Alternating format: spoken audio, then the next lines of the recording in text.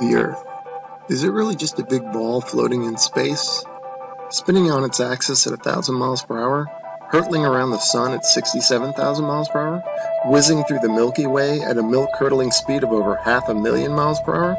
And warp driving through the heaven at over 500 million miles per hour? And what about the sun? Is it really 93 million miles away and close to 1 million miles in diameter, with a circumference of nearly 3 million miles? And it's constantly illuminating half of our entire Earth's surface with the rotation of the Earth, creating our 24-hour days, our night and days? Or, shh, the Earth is flat.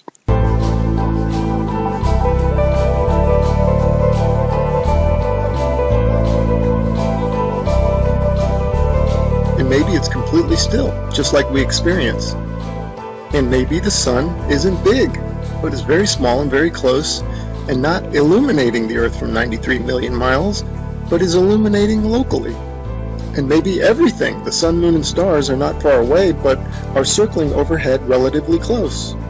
In this video, we're going to explore the latter option, and at the end, we're going to reveal startling evidence through the use of time-lapse photography that the sun cannot possibly be 93 million miles away, but is in fact very close, and is illuminating locally as it traverses our flat Earth.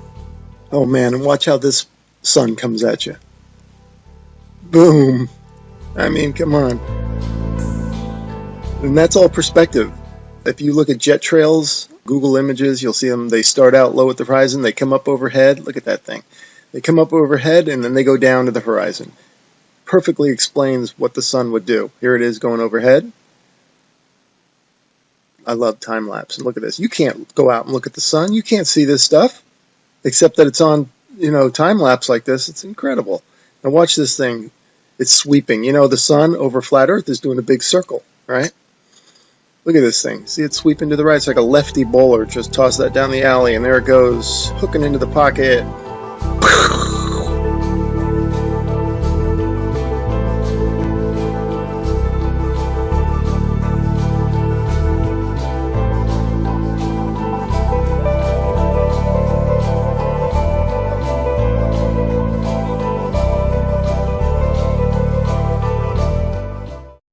Wondering, how in the heck do you explain this on a flat Earth? Well, this footage is taken from Alaska during the summer, and the sun does look like it's going up and down. The reason it's doing that is that this town in Alaska is not in the center of the sun's circular circuit. In other words, the sun is making a big circle, and the town is not in the center of that circle. So the sun will be closer and further from the viewer with the camera. That will cause it to go higher and lower, and also maybe even bigger and smaller.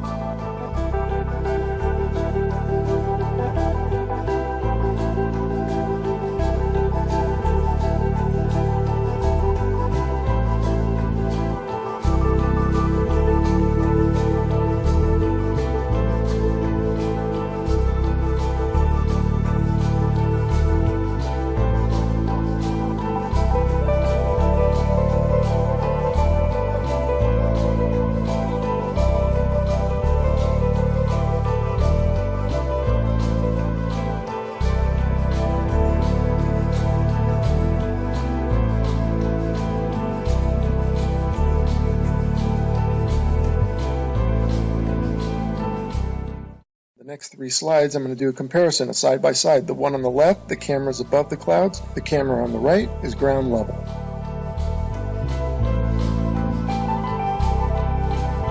And the point for the side by side comparison from the ground level and the level above the clouds is that above the clouds we're only maybe a mile or so up, and if the sun appears to be closer to the camera, well, that means it's probably much closer, because if the sun were 93 million miles away, a mile closer wouldn't make any difference at all to its visual appearance.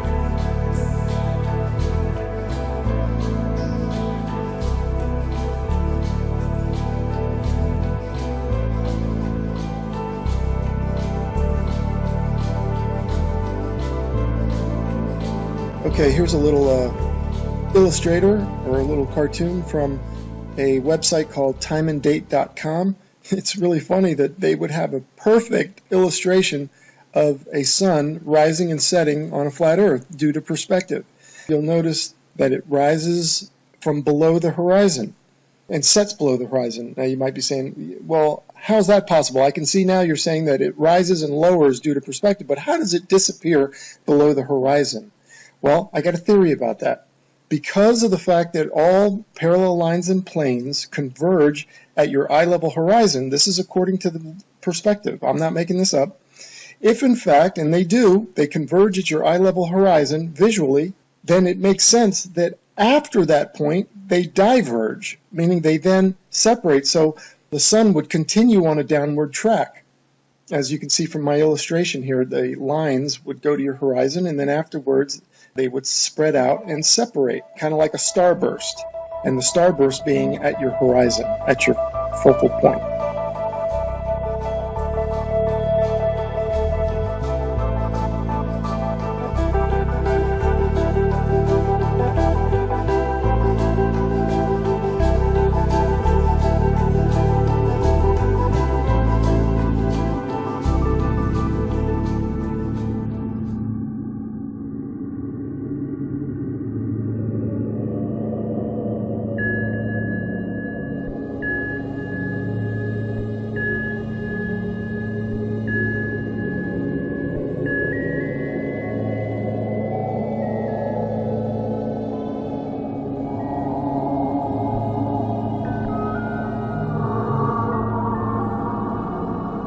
Okay, back to the Copernican principle, and this is what they tell us. The sun is 93 million miles away.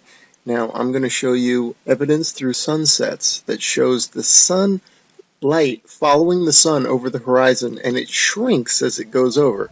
Now, there's no way it would do that if the sun is 93 million miles away. Okay, first I'm going to show you some footage from the ISS.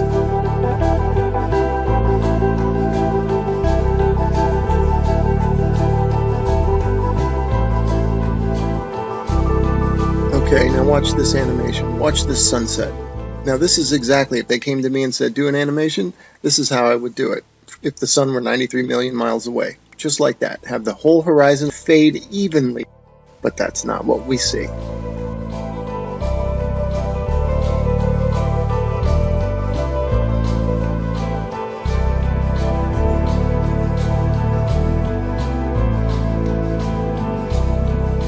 Anyway, without further ado, we're going to start talking about, and I'm going to start showing you the time lapse of the sunsets that I'm talking about that clearly show the sun is close and illuminating. These next three slides, the sun is almost set already behind the horizon, but watch as the sunlight shrinks and follows the sun. It's definitely a locally illuminating sun, not far away, not very big, and definitely not 93 million miles away.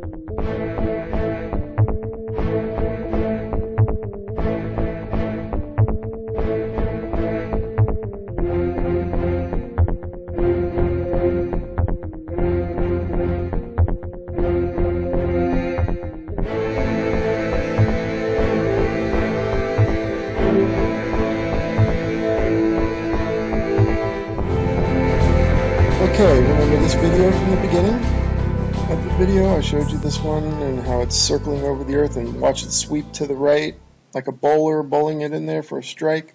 Okay, now I want you to pay attention to the way the light follows the sun. The sunlight's going to shrink, right, as it follows the locally illuminating sun.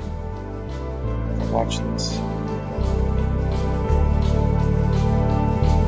See it shrinking, following the sun? You do not get that if the sun is 93 million miles away. The entire horizon should fade evenly. just like this supposed shot taken from space of the Earth. You can clearly see the way they depict it. They depict the demarcation between day and night, or light and dark, as a long straight line.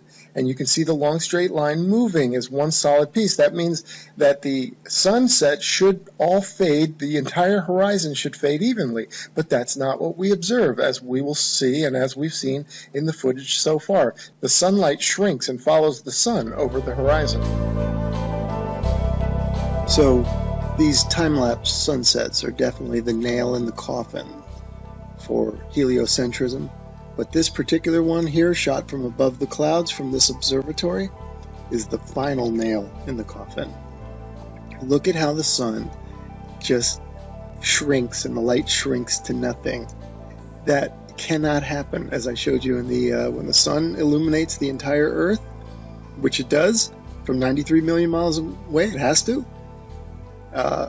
You don't get this isolated look at the sunlight trailing the sun.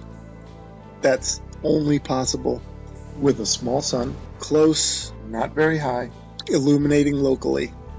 I mean, if this isn't proof to you, then you gotta take the blinders off.